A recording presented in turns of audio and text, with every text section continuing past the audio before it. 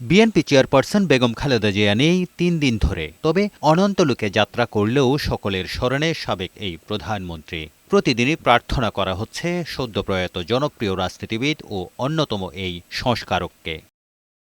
শুক্রবার বাদ আসর গুলশান আজাদ মসজিদে আসেন বিএনপির ভারপ্রাপ্ত চেয়ারম্যান তারেক রহমান। কড়া নিরাপত্তার মধ্যে এসে নিজের পায়ের জুতা জোড়া খুলে নিজ হাতে নিয়েই প্রবেশ করেন মসজিদে।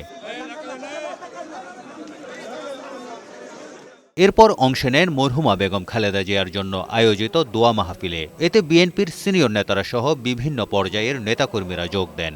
সূরা, দরুদ ও তসবিহ পাঠ করেন তারা। পরে মোনাজাতে বেগম খালেদা জিয়া, তার পরিবার ও দেশবাসীর জন্য দোয়া করা হয়।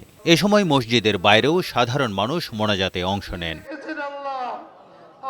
দোয়া শেষে স্মৃতিচারণ করতে গিয়ে কান্নায় ভেঙে পড়েন বেগম খালেদা জিয়ার দীর্ঘদিনের সহকর্মীরা। অসংখ্য স্মৃতি চোখের মধ্যে বাঁচতেছে। আমি ৩ দিন পর্যন্ত চোখের পানি রাখতে পারি না। আমার ম্যাডামকে আমি মাটির মধ্যে দিই।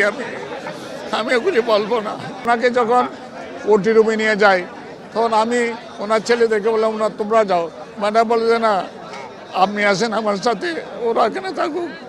কত বড় বিশ্বাস, কত বড় আস্থা, অকল্পনীয় অকল্পনীয়, এগুলি বলার মতো না।